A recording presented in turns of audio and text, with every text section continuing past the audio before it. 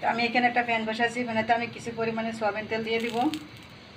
দিয়েছি বড় 2টা রসুন কোষা, কিন্তু লতি থেকে একটু রসুন বেশি করে দিতে হয়, অনেক সময় আছে কিন্তু গলা চুলকা, তাই আমি পরিমাণটা বেশি করে দিব। পেঁয়াজ কুচা।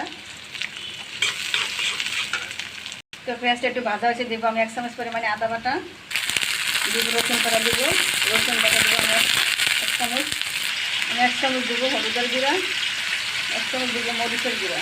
তো আমি 1 চামচ দেবো জিরার গুঁড়া, ধনিয়ার গুঁড়া একসঙ্গে। মশলাগুলো এখানে আমি প্রায় 10 মিনিট বসাইছি। এখন আমি চিংড়ি মাছগুলো দিয়ে দিব। তো দেখুন আমার চিংড়ি মাছগুলো সদ্য মতন কষানো হয়ে গেছে।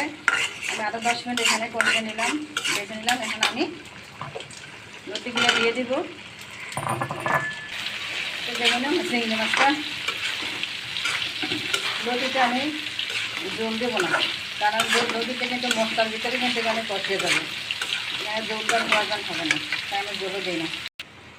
তো দেখলেন তো যে আমি লতি চিংড়িটা আমি কীভাবে রান্না করছি। আপনারা আমার মতন এইভাবে রান্না করে দিয়ে আমাকে কমেন্ট করুন, জানাবেন কেমন হয়েছে। প্লিজ আমার ভিডিও যদি ভালো লেগে থাকে আমার চ্যানেলটাকে লাইক কমেন্ট করুন এবং সাবস্ক্রাইব করুন। আল্লাহ হাফেজ।